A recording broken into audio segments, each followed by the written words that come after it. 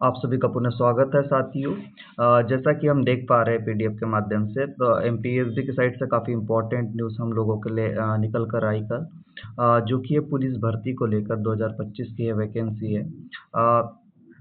काफ़ी दिनों से चर्चा में चल रही थी कि एमपी पुलिस की वैकेंसी आने वाली है। तो इस तरह के से हमारे इस साल की बात करें तो 7,500 वैकेंसी कुछ लेके आए हैं। यह माना जा रहा है कि जो कुंभ आने वाला है मध्य प्रदेश में, उसके पूर्व 21,000 पोस्टों पर पुलिस की वैकेंसी देखने को मिलेंगी हमें। तो यह क्रम चलता रहेगा। इस साल भी 7,500 समथिंग आई है, अगले साल भी आएंगी और उसके अगले साल भी हमें देखने को मिलेंगी। अगर हम अभी देखें तो ऑनलाइन आवेदन भरने की तिथि है 15/9/2025 से। इसकी अंतिम तिथि की बात करें तो 29/9/2025 तक के हमें देखने को मिलेगी, जो कि कल से यह फॉर्म फिलिंग स्टार्ट हो जाएंगे। और काफ़ी कम समय का दिया गया है इनके बीच में। और संशोधन की तिथि देखें तो 15/9/2025 से 4/10/2025 तक के आप आपके आवेदन में संशोधन कर सकते हो। साथ ही इसी क्रम में हम बात करें अगर शुल्क की, तो जनरल कैंडिडेटों के लिए 500 रुपये रखे गए हैं ना। वही अनुसूचित जाति जनजातियों की बात करें, पिछड़ा वर्ग की, तो इसमें 250 रुपये शुल्क और 60 रुपये पोर्टल शुल्क देना होगा, है ना।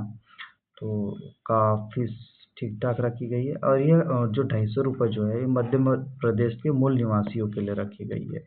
जो भी अदर स्टेट का कैंडिडेट अगर इसमें सम्मिलित होना चाहता है तो उसको जनरल कैटेगरी का दर्जा दिया जाएगा और उसे उसी शुल्क के साथ में इस फॉर्म को सबमिट करना होगा।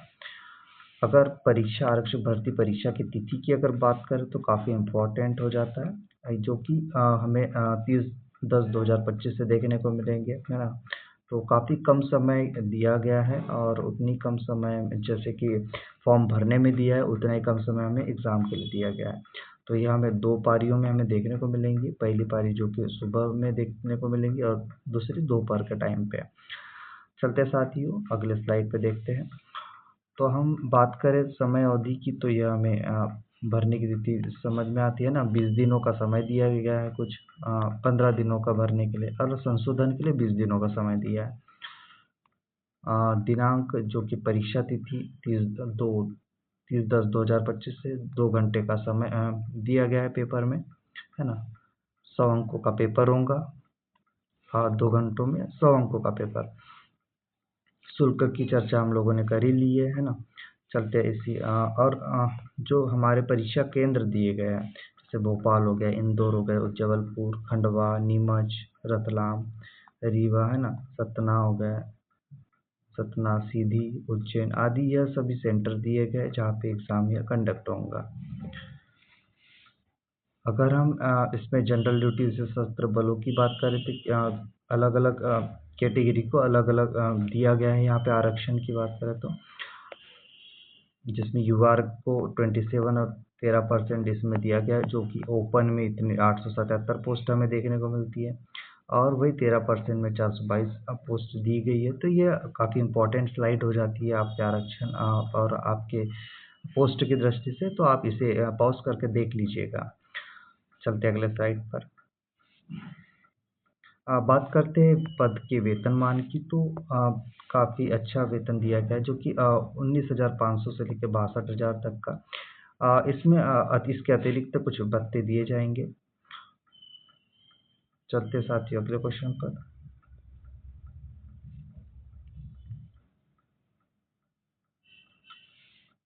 पद भर्ती की बात करें, पदों में भर्ती, तो इसमें कमी और वृद्धि देखी जा सकती है। मतलब जो पद दिए गए 7,500, इसमें कम भी हो सकते हैं और कुछ बढ़ भी सकते हैं इसमें पद। तो अधिकतर है कि बढ़ सकते हैं, पर गारंटी नहीं है, वो आने वाले समय में देखने को मिलेगा। सभी पद तृतीय कार्यपालक श्रेणी के हैं।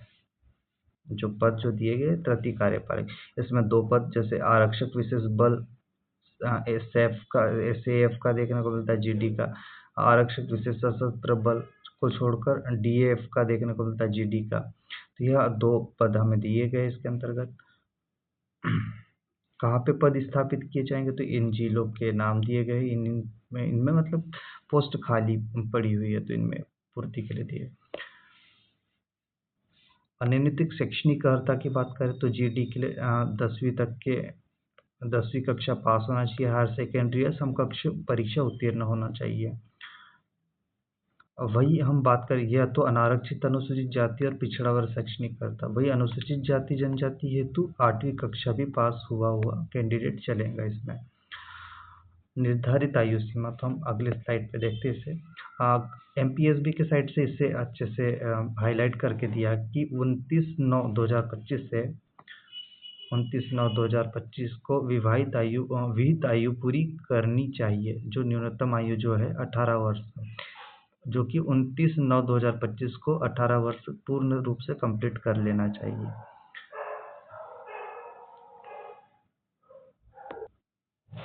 इसी क्रम में हम अगले बात करें अगर पुरुषों की, तो यह मध्य प्रदेश अनारक्षित के लिए 33 वर्ष दी गई है। आर्थिक रूप से कमजोर श्रेणी के जो अभ्यर्थी एस टी, SC, OBC के, तो उन्हें 33 वर्ष दिए गए। महिला पुरुष 33 वर्ष के दिए गए, है ना। सभी श्रेणी की महिला अभ्यर्थी जो है वो 38 वर्ष दी गई है, सभी श्रेणी की, है ना। और अन्य प्रदेश के आदिवासी सभी अभ्यर्थी कैंडिडेट को 33 वर्ष की आयु सीमा दी गई है। अगर कैटेगरी वाइज बात करें तो 5 साल का आरक्षण भी दिया गया है। जैसे आरक्षित कैंडिडेट जिसमें अनुसूचित जाति जनजाति जाति आती है, अनुसूचित जनजाति आती है, पिछड़ा वर्ग आते हैं, तो इन्हें 5 वर्ष का एक्सटेंशन मिल जाता है, तो 38 ईयर्स तक की यह फॉर्म सबमिट कर सकते हैं।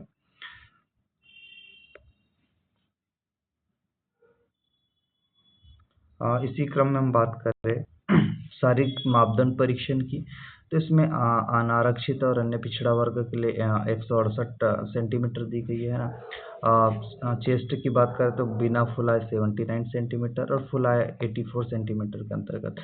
तो ये सारी काफ़ी इंपॉर्टेंट हो जाती है आपके फिजिकल की दृष्टि से। सेकंड बात करें विशेष सशस्त्र बल के लिए छोड़कर, तो इसमें अनारक्षित पुरुषों के लिए दिया गया है ना, जिसमें 168 बिना फुलाए 81 सेंटीमीटर, फुलाए 86 सेंटीमीटर दिया गया है ना। तो इसमें दो टाइप की पोस्ट अलग अलग है, तो इसमें इनके जो फिजिकल की जो सीमाएं रहती है वो सारी चीज़ों के बारे में यहाँ पे उल्लेख में दिया गया है आपके PDF नोटिफिकेशन में। आरक्षण की बात करें तो जो सीधी भर्ती के लिए आवेदन है उसमें अनुसूचित जाति जनजाति हो गया, अपना पिछड़ा वर्ग को 1994 का पालन करते हुए वर्टिकल श्रेणी में विभाजित किया गया है, जिसमें यह तीनों ही जो है अनुसूचित जाति जनजाति पिछड़ा वर्ग के कमजोर EWS के वर्ग के प्रत्येक वर्टिकल श्रेणी आगे हॉरिजॉन्टल श्रेणी के में विभाजित किया गया है। महिला और भूतपूर्व सैनिक श्रेणियां हैं, यह आप देख सकते हो। ओपन में आप सभी को आरक्षण नहीं मिलेगा। इसमें भूतपूर्व सैनिकों को 10% का रिलैक्सेशन है। इसमें होमगार्ड को बात करें तो 15% का आरक्षण दिया गया। महिलाओं को 35% का आरक्षण है ना। इस तरह से आप आरक्षण की सीमाएं देख सकते हैं इसमें।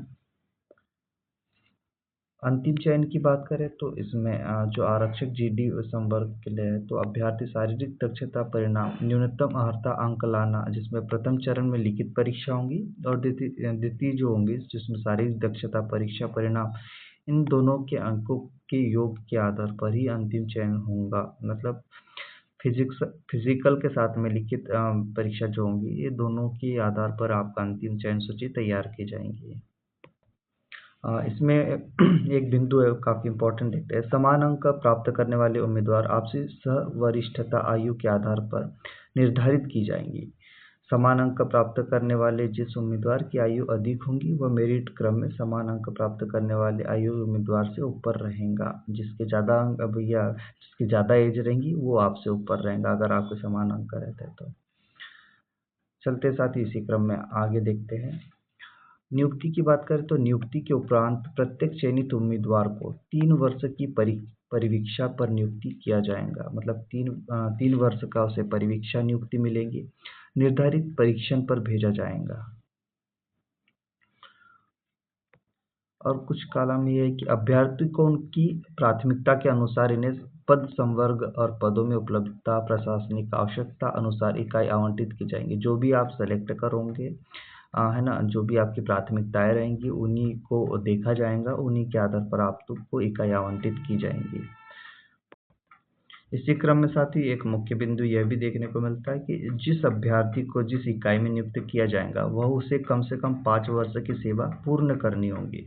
उसके बाद ही वह अन्य इकाई में स्थानांतरण का पात्र हो सकेगा। चलते साथियों अगले क्रम में इसमें कुछ फिजिकल शारीरिक दक्षता परीक्षण की बात की गई, जिसमें अधिकतम 100 अंक होंगे। तो 100 अंक हमारे लिखित के हो जाते हैं और 100 अंक हमारे फिजिकल के हो जाते हैं। इन 200 नंबरों के आधार पर आपकी मेरिट तैयार होंगी, है ना। तो दौड़ की बात करें तो ये 800 मीटर दौड़ हमें देखने को मिलेंगी। इसमें अंकों का निर्धारण भी कर दिया। अगर 0 अंक उसी को मिलेंगे जो 198.3 से अधिक समय लेता है, तो उन्हें 0 अंक मिलेंगे। लंबी कूद की बात करें तो यह मीटर में दी गई है, जो कि 2.96 से कम अगर वह कूदता है तो उसे 0 अंक मिलेंगे।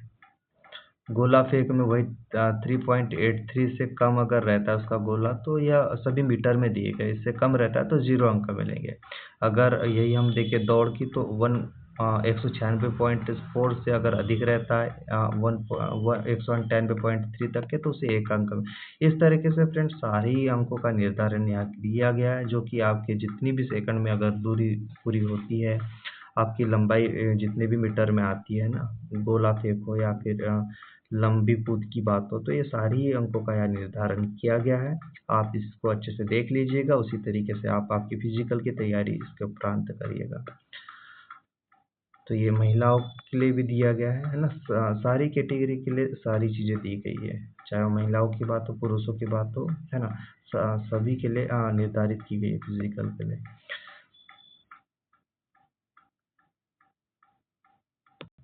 तो ये काफ़ी इम्पोर्टेंट स्लाइड्स हो जाती है आप लोगों के लिए फिजिकल एग्ज़ाम की दृष्टि से। तो इन सबको देख लीजिएगा आप सभी, है ना। तो इस तरीके से फ्रेंड काफ़ी इम्पोर्टेंट न्यूज़ आई है। तो आप लोग जितनी जल्दी हो सके उतना जल्दी आप लोग फॉर्म फिलअप कर लीजिएगा कल की डेट में। कल से 15 तारीख से स्टार्ट हो जाएंगे, है ना। काफ़ी कम समय दिया गया है फॉर्म फिलिंग में, तो जितना जल्दी हो सके उतना जल्दी आप फॉर्म फिलिंग कर लीजिएगा। अदर स्टेट के कैंडिडेट भी इस एग्ज़ाम के लिए अप्लाई कर सकते हैं। उन्हें नारक्षित जनरल कैंडिडेट्स में गिना जाएगा, है ना। जिस भी कैंडिडेट का अगर व्यापम प्रोफाइल अगर नहीं बना है तो उसे अपडेट कर लीजिए, है ना। 3 मंथ से पुरानी फ़ोटो उस पे नहीं होनी चाहिए। इस सारी चीज़ों का ध्यान कर लीजिएगा आप लोग। हो सकता है जितनी जल्दी हो सके जल्दी से जल्द फॉर्म भर लीजिएगा, ताकि क्योंकि अंत में जो अपना सर्वर होता है वो डाउन चलता रहता है ना। तो आप किसी भी परेशानी से अगर परेशानी से बचना हो तो पहले ही भर लीजिएगा। तो इस तरह से फ्रेंड हम लोगों के लिए काफ़ी इम्पोर्टेंट न्यूज़ रही थी। तो साथियों अगर आपको यहाँ हमारे इस चैनल के माध्यम से हम इसके लिए काफ़ी अच्छे लेक्चर्स लेके आने वाले हैं, जो कि एनसीईआरटी बेस्ड हो या फिर पीआईक्यू से रिलेटेड हो। तो आपको इस चैनल पे सारी चीज़ें मिलने वाली है। सिलेबस इसमें प्रीवियस जो एग्ज़ाम हुए थे उन्हीं के आधार पर होने वाला है, जो कि एमपी पुलिस का एग्ज़ाम देखने को मिला था उसी पर आधारित होने वाला है। उसी सिलेबस को ध्यान में रखते हुए हम काफ़ी अच्छे लेक्चर्स आपके लिए लेके आएंगे इस चैनल पे। तो चैनल पर नए आए हो तो चैनल को सब्सक्राइब करें, लाइक करें और अपने साथियों के साथ भी इसे शेयर करिएगा। तो चलिए दोस्तों मिलते हैं हम नए लेक्चरों के साथ में, जो आपके लिए काफ़ी इम्पोर्टेंट होगी आपके एग्ज़ाम के पॉइंट ऑफ व्यू से। तो तब तक के रखिए आप अभी अपना ध्यान, है ना। मिलते हैं, जितने जल्दी हो सके फॉर्म भर लीजिएगा। तो धन्यवाद आप सभी का।